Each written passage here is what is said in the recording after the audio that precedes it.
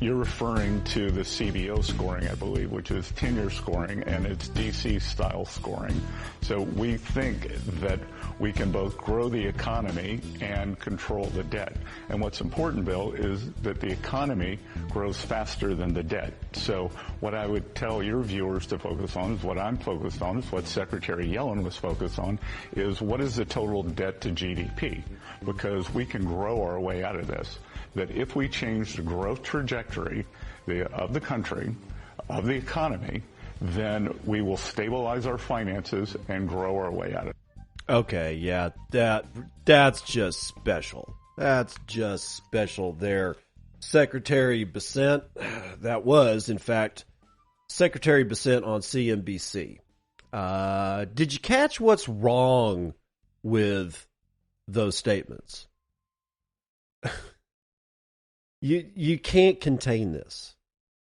And many people over the last few weeks, last few months, I suppose, ever since, Trump basically got into office and we kind of knew that Bessent was going to be in play, and people have been going, yeah, well, he's a really smart guy, and he is.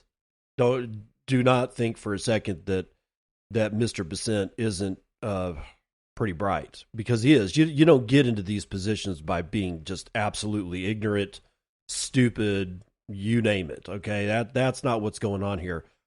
What's happening is that these people are starting to realize, oh shit, this is the oh shit moment for this particular administration.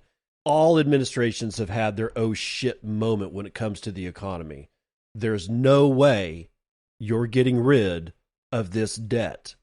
The mere suggestion that all you have to do is grow the economy faster than the debt, which is clearly going to grow. That what they're saying is there is a predator on our tail. It's got nasty, sharp, pointy teeth, and it's going to tear us limb from limb if it catches us. So all we have to do is keep running. That doesn't work.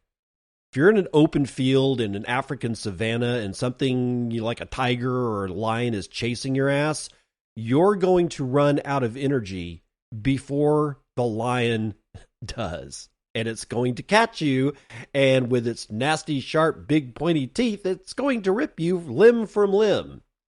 This is a ludicrous statement from a very smart man because he's trapped in a corner. All of them are. There's nothing they can do. It is 8:58 a.m. Pacific Daylight Time. It is the 23rd day of May, 2025. This is episode 1102, of Bitcoin, and we got all kinds of stuff that we're going to be talking about today. We've already done the Bessent stuff, so we can just go ahead and move on with the other news, because that's why you're here. It's all the Bitcoin news that you can use to get you situated for what the hell is about to come. And we've already seen the drop of Bitcoin. It's a massive dip. We're all dead. We're all going to die. It's horrible. It's awful. It's, oh my God, we're down to like $109,000 after we hit exactly $112,000 yesterday. That was the high. And the minute we clipped that, it was like, yeah, we're not going to go past that. That is 112 is massive resistance right now. And we are going down. And, even if all things were equal, we were going to go down anyway. We were going to clip some kind of ceiling, or at least a local ceiling, and we were going to just, start crab walking sideways and start drifting down. It was inevitable. But we actually had a catalyst, because Orange Man opened his mouth and said words. So here we go. Starting our Friday off right with Vismaya V from Decrypt. Bitcoin rally wavers as Trump drops a 50% EU tariff bombshell. Oh, Lord have mercy. He said the word tariff again, and every time he says tariff, the markets shit the bed before President Donald Trump floated the idea of a straight-up 50% tariff on the European Union Friday. Bitcoin blasted through $111,000 this week, setting a new all-time high.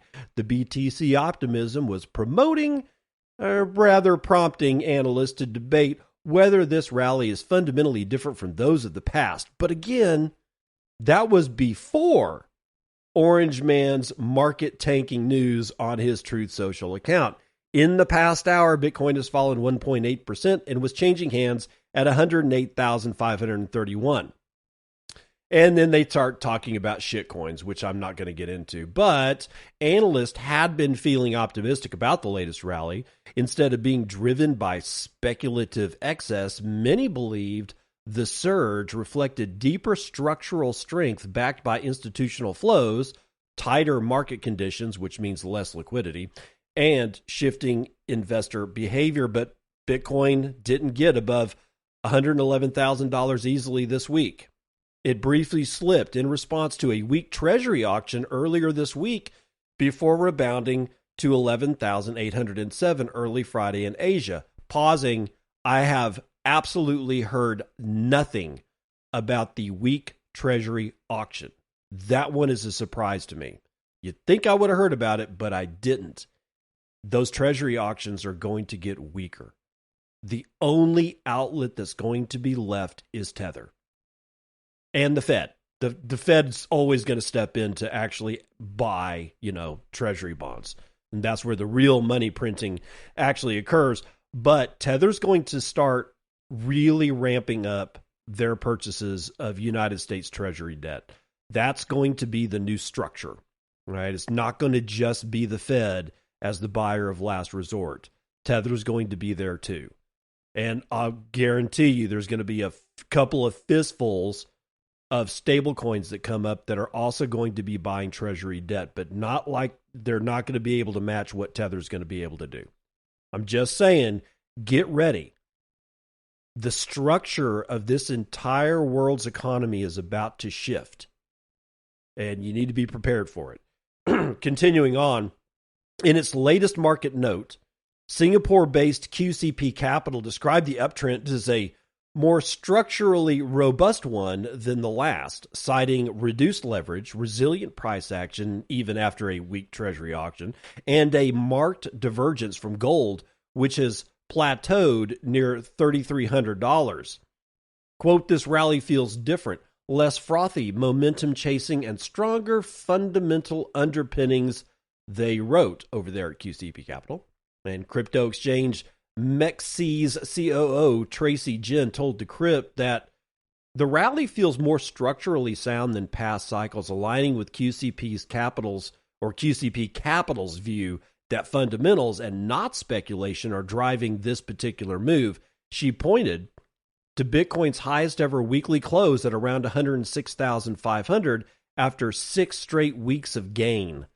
Jin observed that leverage remains low, with future premiums at just 7% compared to peaks above 30% in overheated markets, and said that over $1.3 billion flowing into Bitcoin ETFs in just 5 days indicates that institutional demand is leading this charge. Quote, approximately 50 million Americans now own Bitcoin compared to the 37 million who own gold, Jin noted, highlighting the growing normalization of Bitcoin as part of mainstream financial holdings. And by contrast, analysts at B2B INP, sorry, hold on. These names, they're killing me, man. B2B INP. What? Stop naming things stupid. Anyway, they focused less on a near-term flow and more on the long-term structural rhythm of Bitcoin's price history. They described the rally as a continuation of Bitcoin's cyclical pattern, telling Decrypt that it's not unprecedented nor anomalous, but part of a broader trend typically marked by 50% retracements. The analysts also cautioned, however, that the correction phase may still lie ahead, making it premature to benchmark this cycle definitively against prior ones on the growing divergence from gold. B2BIN Pay said it, quote, speaks more to investor psychology and risk appetite than to any fundamental decoupling. And traders were already dubious of whether Bitcoin had enough momentum to breach 115,000 in the near term, but of course, Trump's tariff bombshell has intensified that skepticism.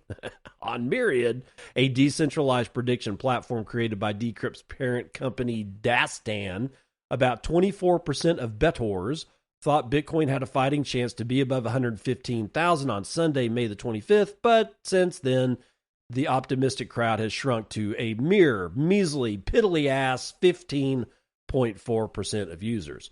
Well, yeah, that makes absolute sense considering when Orange Man opens his mouth and the word tariff rolls out of it, shit hits the fan and investors shit the bed. Now, moving on to good news.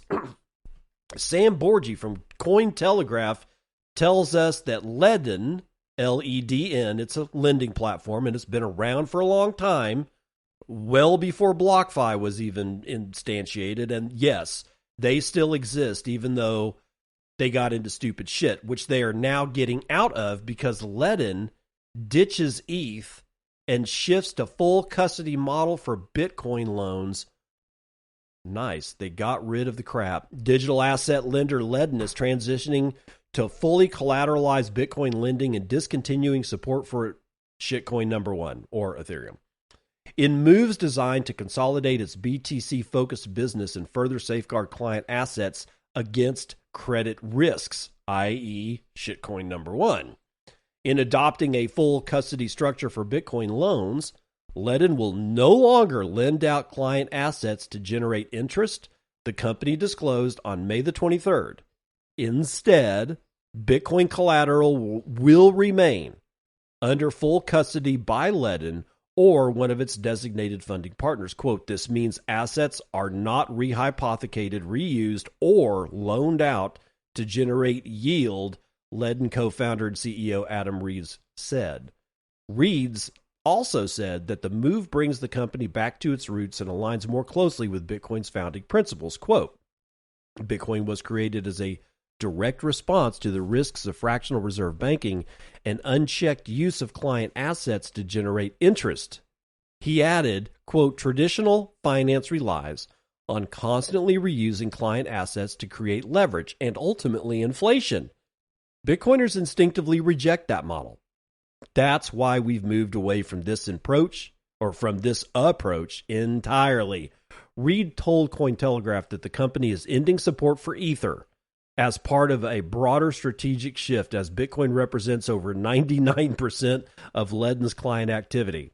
Quote, rather than fragmenting the platform to chase marginal volume, we're going all in on Bitcoin and simplifying our stack to reflect what our clients actually value. Founded in 2018, Ledn had emerged as one of the largest lenders in the digital asset space with a loan book value of $9.9 billion, according to Galaxy Research. The company enables Bitcoin holders to borrow against their assets, giving them access to liquidity without having to sell their holdings, triggering taxable events. This approach is commonly used by wealthy investors who take out low-interest loans against stocks, real estates, and other assets to access cash. Bitcoin's Genesis block was mined in the wake of the global financial crisis in 2008, offering the world a sound money alternative. And Bitcoin now thrives within traditional finance, especially after the successful launch of spot exchange-traded funds.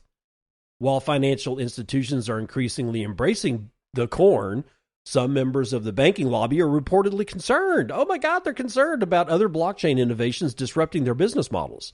Specifically, the banking lobby is panicking over yield-bearing stablecoins which can pay higher interest rates and other financial incentives that traditional banks have largely abandoned, according to New York University professor Austin Campbell.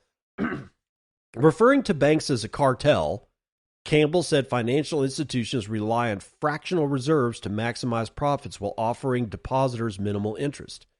That seems to be a juxtaposition of what Ledn is actually trying to do here, ladies and gentlemen, because they're getting out of that.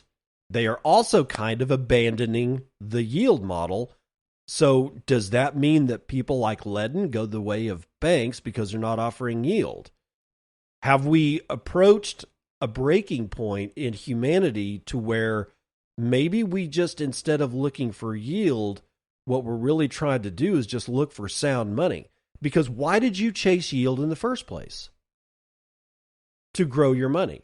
Well, why did you have to grow your money?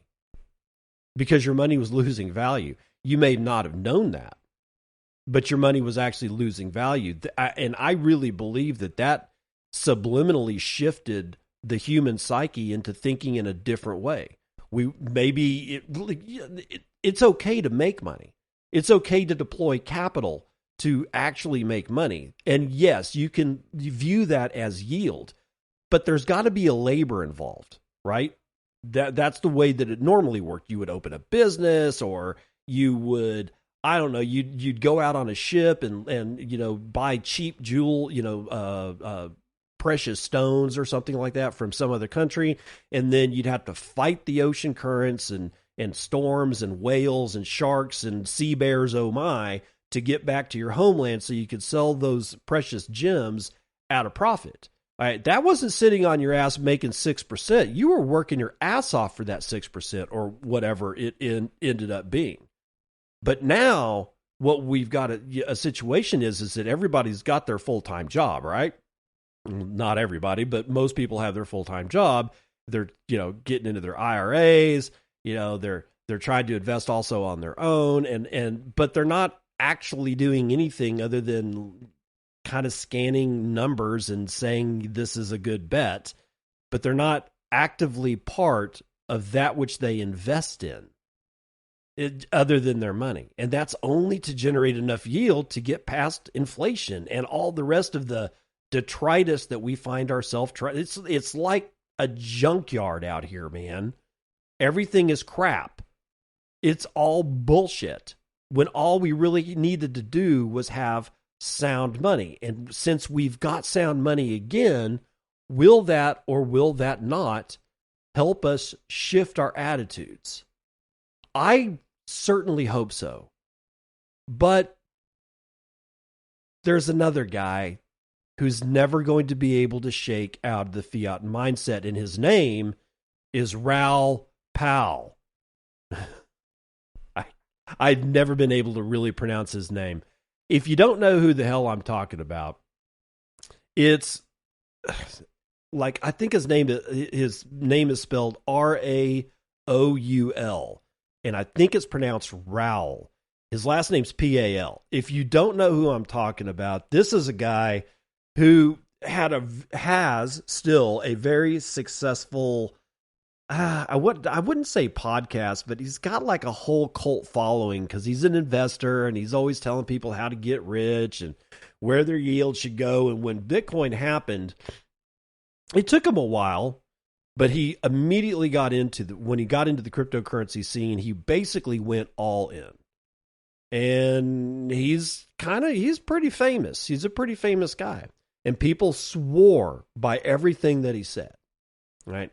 And then he just went full-blown shitcoin almost immediately. He was all in on Bitcoin, and it was like 4 months later, he started talking about every shitcoin under the sun.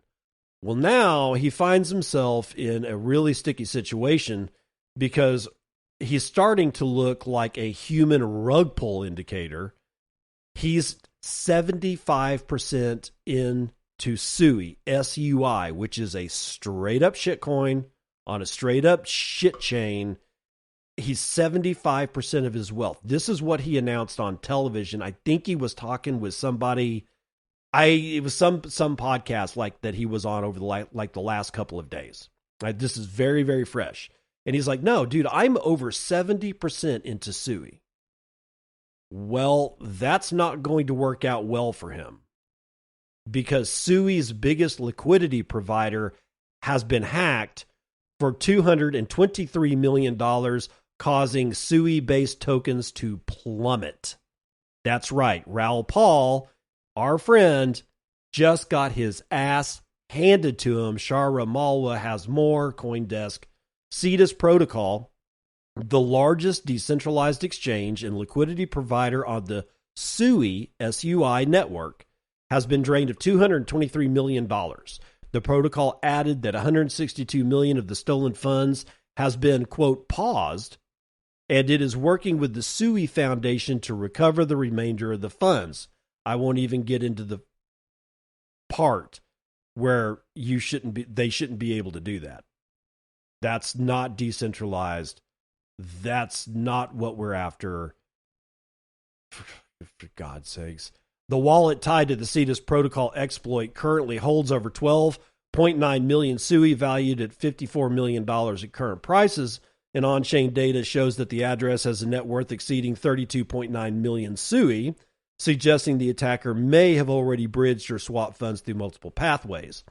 The wallet remains active at the time, at this time of publishing, and is likely in the process of obfuscating its funds. This confirms the scale of the exploit and further pressures SUI DeFi infrastructure as major token pools and pairs remain drained.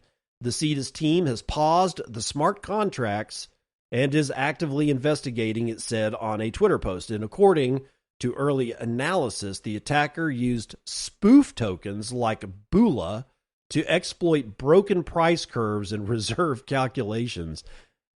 They then added near zero liquidity to manipulate internal LP states and repeatedly removed real assets like SUI and USDC without depositing anything meaningful. Oh, Lord have mercy. Cetus confirmed the incident on Twitter, saying the contract had been paused for safety and that a detailed statement will follow. Binance founder CZ said the exchange's team has reached out to SUI to offer its help. Cetus is down 40% in the past few hours, while SUI-based meme coins like Bula and Mojo have dropped over 90%. Remember what I told you about Raoul Paul being over 70% leverage, or not leverage, but 70% all in on SUI? And he just lost 90% of that 70% of his net value. Stop chasing shit coins and meme coins and stupid coins. It's not doing anything for you. All it is going to keep you up at night, and then after it's finished with you, your nights will be lived under a bridge in a cardboard box, sleeping on sewage. And if you have enough money left over, you might be able to get yourself clean with SoapMiner, SoapMiner.com. SoapMiner soaps. It's 100% handmade tallow soap. It's awesome soap. I love this soap. I use this soap. I shave with this soap. I wash my hair with this soap. This stuff is great. And our buddy SoapMiner over at SoapMiner.com will give you 10% off if you use Bitcoin and as the coupon code. He's got all kinds of nice soaps over here. Let me read you off some. Oh, he's got Earl Grey tallow soap. He's got Fresh Breeze tallow. He's got lemongrass. He's got orange and clove tallow. He's got tea tree tallow, which I love tea tree stuff. But he's also got this stuff called pine tar tallow. I know, sounds weird. Get you clean. Cedarwood tallow is also offered, as well as peppermint and lavender. But my favorite of all of these soaps, my very favorite, is the Rough Cut Tallow soap. It has exactly 3 ingredients. It has 100% beef tallow, lye, and distilled water. You can get a 5-ounce bar for $7. I'm still using mine after weeks. And I use it. My kids use it. My wife uses it. We're all using the same bar. I've had it for weeks. Best $7 I've ever spent. Again, SoapMiner.com. Get yourself clean with SoapMiner.com. Again, use Bitcoin and as the coupon code in the cart. Get 10% off. Get away clean with SoapMiner soaps at SoapMiner.com. The CFTC signals crypto perps could trade in the U.S. as commissioner heads to the exits. Oh, yeah, Liz Napolitano from Decrypt. Outgoing CFTC Commissioner Summer Mersinger signaled Thursday that the commission could very soon greenlight crypto perpetual futures products in the United States, despite leadership shakeups at the federal agency that risk diminishing its enforcement powers. Quote, I think those, the perpetual futures, can come to market now, and we're seeing some applications, and I believe we'll have some of those products trading live very, very soon. The products, quote, will be really beneficial to the crypto industry broadly and to our economy here in the United States. Good God almighty. Perpetual futures, in case you didn't know, are financial contracts in which traders speculate on the underlying value of an asset such as Bitcoin and some other, well, shitcoin. The offerings proponents argue that the availability of 24-hour-a-day, 7-day-a-week leveraged trading stateside could significantly bolster participation and inject more liquidity into the United States market. However, critics argue that perpetual futures pose significant risks to investors. Everything's a risk. Anyway, Commissioner Mercinger's comments on the likelihood of crypto perpetual futures debut in the United States come ahead of her departure from the agency to lead the crypto lobbying group, the Blockchain Association. Pausing. Let's say it right now. This is exactly the same kind of bullshit that we have to put up with the Food and Drug Administration having a rotating, or rather revolving door directly into shit like Pfizer, Bayer Crop Science, because the CEOs and the lobbyists and people like that for Bayer Crop Science, they rotate into the United States government and they rotate right back out. Instead of going back to Bayer, they may go to Pfizer. They may go to, I don't know, some other pharmaceutical company or some other, huge agricultural producer. We're seeing the exact same thing in blockchain. And that's how you know when you hear the words crypto, blockchain, or things like it, that it's a sham, a fraud. It should be run away from at speeds not seen since the speed of light. Get away from this shit. Stop using this terminology. Go Bitcoin only. Do it today and be happy. You'll own Bitcoin and you will be happy. But the commission is poised to continue its work under the Trump-appointed Brian Kitsnitz, or however you pronounce it, a pro-crypto regulator who is awaiting confirmation from the Senate. But with fewer regulators in its ranks, the federal agency may struggle to perform its duties in a timely manner. Kitsnitz may well be the only commissioner left, depending on when the others determine to make their departures. At least until additional commissioners are confirmed by the Senate. Oh my God, that sounds pretty bad, dudes. Quote, the reduced number of commissioners could delay enforcement actions, rulemaking activity, and coordination with other financial regulators, increasing pressure on the Senate to expedite the confirmation process.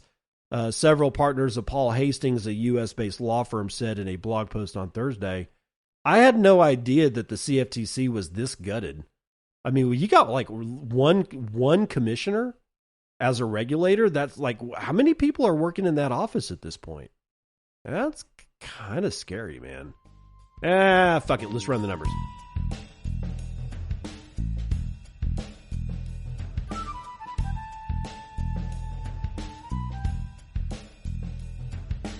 West Texas Intermediate Oil, Earl, is up a half point to 61.49. Brent North Sea is up 0.43% to 64.72. Natural gas is up 2 points to $3.31 per thousand, and gasoline is down a half, staying around $2.12 a gallon. Gold is up. Wow, it's rallying today, 2% to the upside. We got a $3,360 and 8 dimes on that son bitch. Damn, 2%. Silver is up 0.8%, and platinum is up also 0.8%. Copper is the biggest winner of the day, 2.8% to the downside, and palladium sucking its swamp water, red, 2.28%. Let's see, ag, fairly mixed today. Biggest winner is going to be rough rice, 2.3% to the upside. Biggest loser is chocolate, 4.8% 0.25% to the downside. Live cattle crawling sideways, slightly in the green. Lean hogs down 0.6%. Feeder cattle up a quarter. The Dow, because of the tariff talk, is obviously red. 0.71% to the downside. S&P 0.85% to the downside. NASDAQ just over 1% down, and the S&P Mini is down just over half point. We are now back down to $108,580 per coin. Still, though, pretty beefy $2.16 trillion market cap.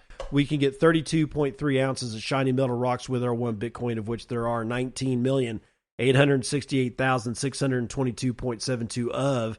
Average fees per block are low, 0.04 BTC taken in fees on average on a per block basis. Looks to be about 13 blocks carrying 6,800 unconfirmed transactions waiting to clear at high priority rates of 5 Satoshis per VByte. Low priority is going to get you in at 3. Hash rate is above 900. We hit 901.5 exahashes per second. We have a 3.5% difficulty increase estimate coming in 7 days or 1,107 blocks. A reminder to visit bitcoinandshow.com. That's bitcoinandshow.com. Bitcoin and show, all one word, .com.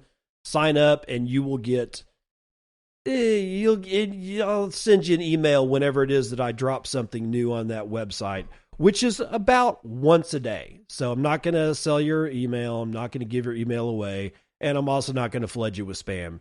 You'll just, if I drop something on the website, it's an article that I write or a podcast that I put up, you'll hear about it in your email. And from Debt-Driven Degeneracy, which was yesterday's episode of Bitcoin, and I got Drecker with 5,000 sats says, thank you, sir, no thank you. I got Sideduck with 704 says, Sideduck. Turkey still says nothing, but is giving me 500 sats. And thank you, sir, with 500 says no thank you. Permanerd with 333 says, listen to this episode to hear how a person can compare a cow to dirt. Also, if you pay close attention, you can parse how NunyaBidness feels about BSV. Well, you don't have to parse shit about that. I hate it. Pies with 100 says, thank you, sir. No, thank you. That's the weather report.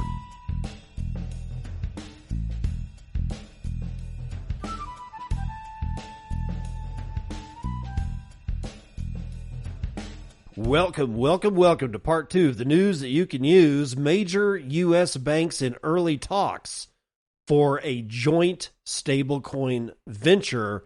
This is according to the Wall Street Journal. Yeah, I don't know about this.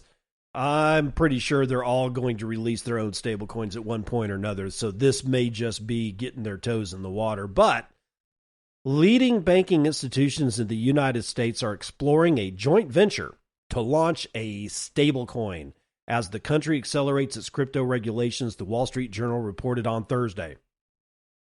The discussion of a potential joint stablecoin project involves companies co-owned by J.P. Morgan, Bank of America, Citigroup, Wells Fargo, and other major commercial banks. Such companies include real-time payout or payment network, The Clearinghouse, and Early Warning Services LLC, the fintech company behind peer-to-peer payment system Zelle.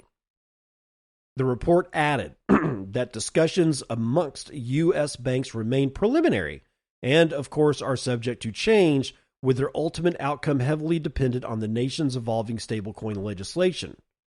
Earlier this week, U.S. senators voted to move forward with the Guiding and Establishing National Innovation for U.S. Stablecoins Act, or the Genius Act. Oh, genius marketing. The Senate bill effectively sets the groundwork for stablecoin regulation by requiring such tokenized assets to be fully backed by U.S. dollars or similarly liquid assets.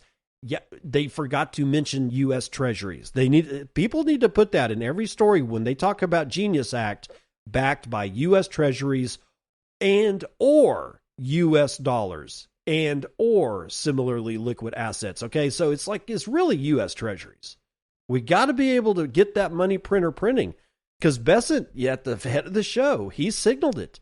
That printer is about to turn on, and the first thing it's going to print is other printers, and then they're going to turn on. It's going to be a debt jubilee, the likes of which you've never seen, except we're going to export it all to other countries via Tether. I guarantee it. Anyway, lawmakers now need to take votes on amendments to that bill. Oh, joy, that's going to be fun. And take steps to get a final vote on the bill. While the Genius Act gained bipartisan momentum, some Democrats emphasized the needs to address President Trump's personal ties to crypto before giving the bill final approval. Does that mean he can't make any decisions on the United States dollar because he owns dollars? That's probably way too naive to actually air. Whatever. Trump and his sons have been associated with crypto project World Liberty Financial. Yeah. Whatever, dude. The real news here is that I don't think that this is actually going to happen.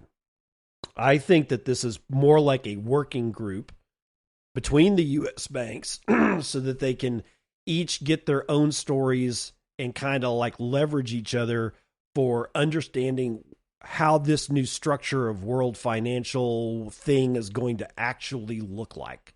You know, what is it going to look like? How's it going to act? How are we going to be part of it? How are we going to help build it? All the bullshit, right? All they're going to do is reinstantiate what we already have, but they're going to do it on top of stablecoins. It's not going to be very much different.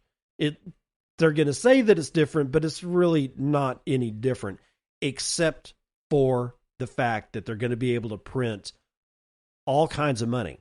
But let's go back to Weimar Republic just for a second, right? So after World War I, Germany finds itself in a hell of a pickle. And without getting too far into the geopolitical stuff going on, they needed money to repay reparations, right? Because that was part of the deal. I can't remember what that particular accord was. It wasn't Versailles because I think that was World War II. Or was it the Treaty of Versailles? Ah, shit. You know, I should have listened more in world history. It doesn't matter. There was an agreement. Germany lost World War I. All right, they got their asses handed to them. And then they got their asses handed to them again by a bunch of people saying, you're going to have to pay for all the shit you destroyed and all the people that you killed. Right. So what Germany decided to do is go, you know what? They want Deutschmarks or whatever they were called back at the time. Let's do this. Let's just print a shit ton of our own money and then we'll pay them back with that. And that's exactly what they started doing. And it worked so well that they kept printing and they kept printing and printing and printing and printing and printing until finally it took a wheelbarrow full of paper marks to buy a loaf of bread. People were burning it for heat because it was cheaper to burn the money than to actually use the money to buy. It probably wasn't cheaper. It was probably just less of a pain in the ass to burn the paper money than to actually take the amount of money you needed to go get a wheelbarrow full of coal. It was that bad. It was that, except the problem is that at that time, especially around the end of it, they were just printing their own money and it wasn't like, you know, like they had, I don't know, that they were like, you know, friendly with Japan and Japan wanted all this new money and they weren't exporting that money to Japan or Russia or Africa or, you know, South America. It was pretty much contained in the Weimar Republic. And that's why it did so much damage so quickly. But now with Tether, we can export that shit. We can have Tether buy our debt, which we just print. Okay, it's like, just think of it as an electrical transformer. You know, instead of printing the actual money, what we do is we print debt, and then we get some people to actually use their own sovereign currencies to buy that debt, and then we convert that to actual dollars. And the other side of that story is that the Fed will step in if nobody buys enough treasury bonds, and then they will print money to actually buy those bonds. But this is sort of like a stepping stone to what comes next, and that is basically Tether buying a shit ton of whatever debt instrumentation the United States can print, but not be able to actually do anything about it inside the United States. It's not like they're going to get a license to print Tether inside the United States. And that's what the Genius Act is. In my opinion, that's what it's for, is to make sure that U.S. companies only, of which Tether is not, are able to actually print stablecoins for use inside domiciled United States territories like continental United States, Alaska, Hawaii, and all of our little would-be nation states like Guam and shit like that. Now, with Tether being the buyer of domestic United States printed debt, converting it into Tether, because they'll just print Tether to say, hey, we bought all this debt and we're going to turn it into Tether. So they print Tether. They can't put that Tether back into the United States. Now it's basically just a way to vacuum up United States debt as it's printed and then spray it out to the rest of the world. So go back to Weimar. When they were printing money, they could only really, yes, they got to the point where other nations were like, we're not taking your shitty money anymore because you're printing too much of it, right? They completely destroyed that entire, agreement that they had with the rest of Europe for reparations by simply printing the shit out of money. But they killed themselves because it stayed contained inside their country. But now we get to spray it to every country on the planet except the U.S. It's different. It's the same thing. It's like a mirror image. It's the same but different. And it's going to, I don't even know what it's going to cause. Is it possible that we could get a reverse worldwide depression where the only country that's not in a depression is the United States? Is that possible? I think it is. We'll have to see what happens. But moving on, Breeze and Spark have partnered. There's a self-custodial Lightning SDK that is being birthed out of it. This is from Lightning.news, by the way. Breeze, B-R-E-E-Z, a leader in Lightning Network infrastructure, and Spark, a Bitcoin native Layer 2 platform, today announced a groundbreaking collaboration to empower developers with tools to seamlessly integrate self-custodial Bitcoin payments into everyday applications. The partnership introduces a new implementation of the Breeze SDK built on top of Spark's Bitcoin native infrastructure, accelerating the evolution of Bitcoin from digital gold to a global permissionless currency. The updated Breeze SDK leverages Spark's L2 architecture to deliver a frictionless Bitcoin native experience for developers. The key features include universal compatibility. There are bindings for all major programming languages and frameworks. LNURL and Lightning address support. There's streamlined integration for peer-to-peer transactions. Real-time interaction. Instant mobile notifications for payment confirmations, and no external reliances. It's built directly on Bitcoin via Spark, eliminating bridges or third-party consensus.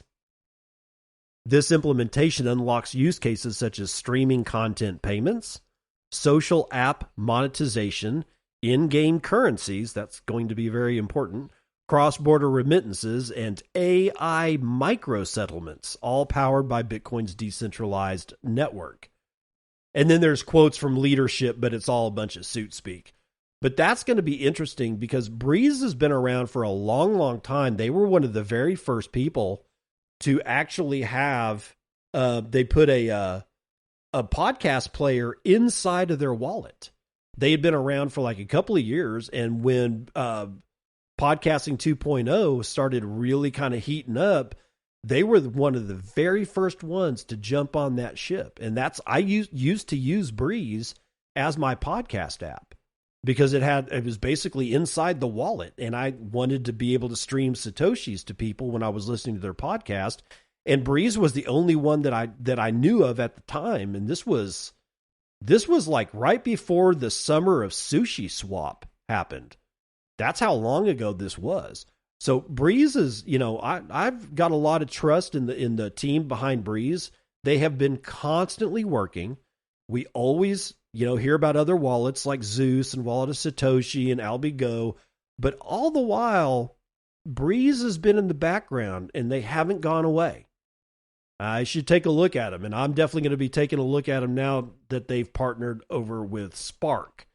Okay, on to Sweden, where H100 Group, that's the name of the company, has become the first publicly listed Bitcoin treasury company in Sweden. Yes, BTC, Bitcoin Treasury Companies, marches on, Vivek Sin, Bitcoin Magazine. H100 Group AB, that's, I guess, the full name of the company. These are dumb names. I hate these names. But H100 Group AB has announced that it has become Sweden's very first publicly listed health technology company to adopt Bitcoin as a treasury reserve asset, announcing the purchase of 4.39 BTC for 5 million NOK. N-O-K, I guess Norwegian kroner? Is Sweden. I mean, I don't know what the hell NOK means. Whatever. It's about $475,000. The Stockholm-based company, which provides AI-powered automation and digital solutions for healthcare providers, joins a growing roster of public companies adding Bitcoin to their balance sheets in 2025. And the purchase was executed at an average price of $108,200. So I guess they're just now breaking even. Where are we at? 108,630, something like that. Quote, this addition to H100's Bitcoin treasury strategy follows an increasing number of tech-oriented growth companies holding Bitcoin on their balance sheet, said CEO Sander Anderson. And I believe the values of individual sovereignty, highly present in the Bitcoin community, aligns well with and will appeal to the customers and communities that we are building the H100 platform for. Huh. The move comes amid a surge in corporate Bitcoin adoption. Yeah. They talk about MicroStrategy and 21 Capital, Strive, and others, whatever. H100 Group emphasized that the Bitcoin purchase does not affect its core operations in the health and longevity industry. The company views the investment as a strategic deployment of excess liquidity to strengthen its financial position while aligning with its values of individual sovereignty. The announcement reflects a broader shift in corporate treasury management as companies seek to diversify their holdings. Okay, so H100 is the second health company. Actually, this is the third health company that is getting into Bitcoin. One of them is partnering directly with, was it Nakamoto? I can't remember whose outfit that is. Oh, God, who is it? It doesn't matter. And then there's Similar Scientific, which is a healthcare, they make healthcare products. And then there's H100. And these two companies are healthcare companies that are putting Bitcoin on their balance sheet. It actually seems to be a trend in healthcare. I hope so, because maybe that will actually drive healthcare prices down if a lot of healthcare companies actually start doing the same thing. It'll be interesting. Moving on to Sangha Renewables is launching a 20 megawatt solar mining farm in Texas. Good God, Bitcoin news. Alex Larry is writing, Sangha Renewables, a company that combines renewable energy with Bitcoin mining, has started construction on a 19.9 megawatt mining facility powered 100% by solar energy. The mining site is in, of course, West Texas, a region known for its strong solar and growing Bitcoin mining presence. You know why? Because it's hot and there's no clouds. It doesn't rain. It's a desert. And yeah, so it's great for solar until the dust storms come and you got to clean all the solar panels off. I grew up there. I know what I'm talking about. I hope they have a good window washing service lined up. The mining or what's unique about this mining site is that the behind the meter setup is in play. The facility apparently will draw power directly from nearby solar site instead of the grid, and this avoids some of the cost and inefficiencies of traditional energy sourcing. The solar site where the mining facility is located has been operational for a few years, but it's faced challenges like grid congestion and negative energy pricing. Shanghai's new mining operation will solve that problem by being a flexible energy consumer. The buyer of last resort. When the grid has excess energy, Shanghai can use it to mine Bitcoin, helping to stabilize the grid and put otherwise wasted energy to work. It's a win-win, said Spencer Marr, co-founder and CEO of Shanghai Renewables.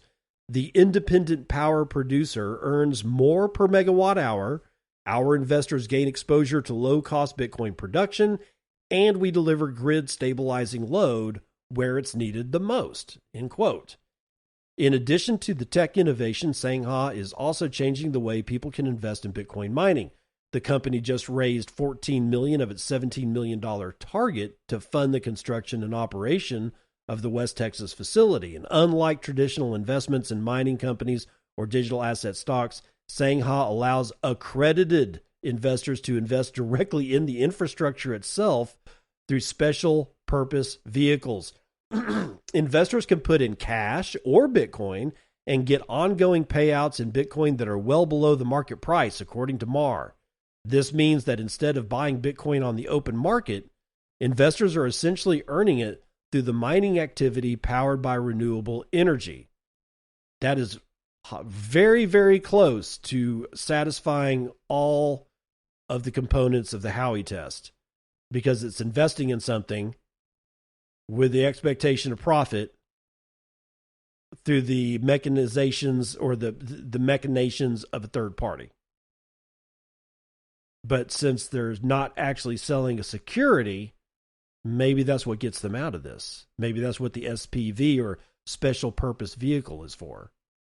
It sounds like a scam to me. No, I mean not Shanghai. I don't know if it's an actual scam or not, but the special purpose vehicle sounds like just a loophole to get out of the Howey test. That's what that sounds like. But Shanghai is not just building Bitcoin mining sites. We're building a new model for how capital flows into and out of Bitcoin by applying a project finance structure honed in on the renewable energy and real estate sectors. What the fuck? We enable investors to participate directly in productive assets without intermediaries, speculative equities, or inefficiencies of data center hosting, end quote. Shanghai's financial and operational model uses advanced forecasting tools.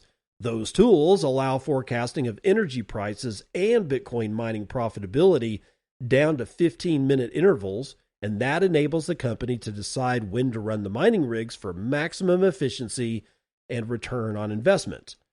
This Texas facility is it's a proof of concept. If it works, it will open the door for others across the United States. I got to tell you, man, I'm actually kind of interested in this. Shanghai believes many underutilized renewable energy sites could benefit from this kind of setup, especially in areas that produce more energy than the grid can handle. Using a capital-efficient, investor-aligned model and working with independent power producers, Shanghai plans to scale this nationwide. The facility will be fully operational in the third quarter of 2025. Might have to take a trip down to my old stomping grounds of Midland, Texas, and stop by Jum Burrito and get one of the best burritos I've ever had. Oh, God. Talking about it just makes my mouth water, I swear to God. All right. Your ending word of caution. It's the cautionary tale part of the Bitcoin and podcast. Atlas 21. American tourist was drugged and robbed of $123,000 of crypto in London.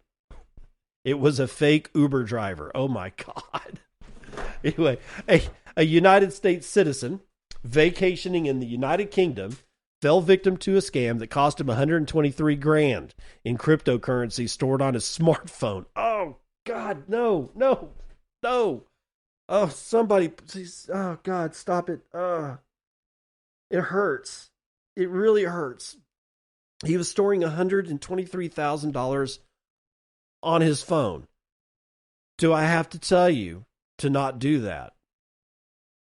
Anyway, the man was drugged by his by an individual posing as an Uber driver. And according to My London, Jacob Irwin Klein had spent the evening at a London nightclub getting hammered as fuck. No, I didn't actually say that in the news story, but he consumed several alcoholic drinks before requesting an Uber ride home. Now, the victim admitted he hadn't carefully verified the booking details on his device, mistakenly getting into a private taxi driven by somebody who, at first glance, resembled the expected Uber driver but was using a completely different vehicle. Once inside the car, the American tourist reported that the driver offered him a cigarette, allegedly laced with scopolamine, a rare and powerful sedative. Irwin Klein described how the smoke made him extremely docile and fatigued, causing him to lose consciousness for around half an hour. Upon waking, the driver ordered the victim to get out of the vehicle, and as Irwin Klein stepped out, the man suddenly accelerated, running him over and fleeing with his mobile phone, which contained the private keys and access to his cryptocurrencies. Screenshots provided to My London show that $73,000 worth of some shitcoin and $50,000 of Bitcoin had been transferred to various wallets. This incident adds to the growing trend of kidnappings, extortions, armed robberies, and ransom attempts targeting crypto executives, investors, as well as their families. Families, remember your family. It's not just you. Your family, your friends, your coworkers, anybody who loves you, or at least anybody who would miss your presence if you were gone. Please start thinking of them, especially as we get into this Bitcoin 2025 conference. Let's end it here. Just a few weeks ago, the daughter and grandson of Pierre Noisat, CEO of crypto exchange Paymium, were targeted in a kidnapping attempt in Paris. The incident took place in broad daylight when attackers tried to force the family into a parked vehicle. However, Noisat's daughter managed to fight off the assailants. Okay, so the Uber scam is this is probably going to come to Las Vegas, right? And what have I told you? Any of you guys that are planning on going to Las Vegas, don't wear swag. That's number one. Don't wear your Bitcoin hat. Don't wear your Bitcoin Crocs. Don't wear your orange socks. Don't wear orange pants. Don't wear a fucking orange t-shirt with a great big white target in the shape of a Bitcoin symbol on it. Okay, that's number one.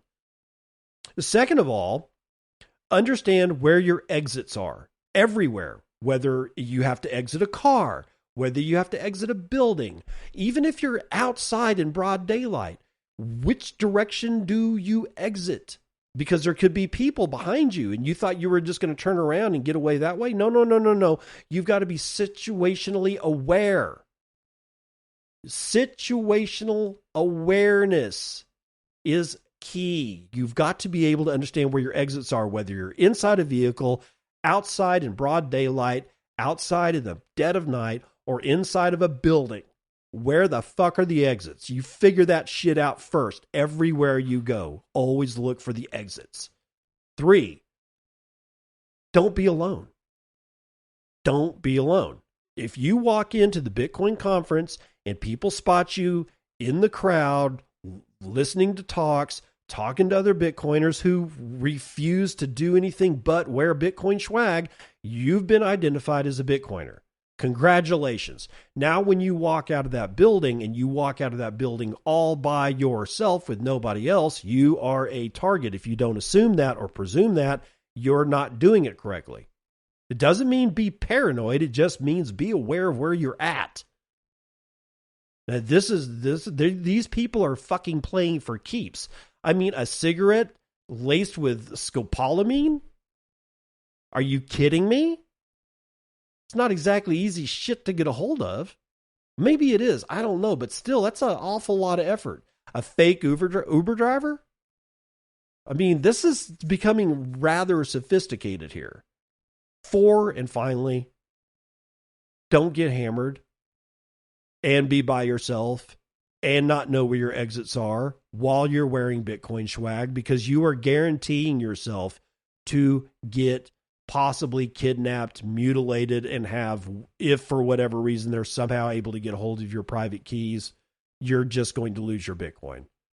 And if you get killed, then your friends and family will miss you. The people at work will miss you. People who love and respect you will sense your presence as being not present, and they will be sad. So it's not just about you, you asshole, you selfish asshole. It's about all the other people that are around you. So don't drink, don't go out by yourself, don't wear swag, make sure you know where your exits are, and I'll see you on the other side. This has been Bitcoin and I'm your host, David Bennett. I hope you enjoyed today's episode and hope to see you again real soon. Have a great day.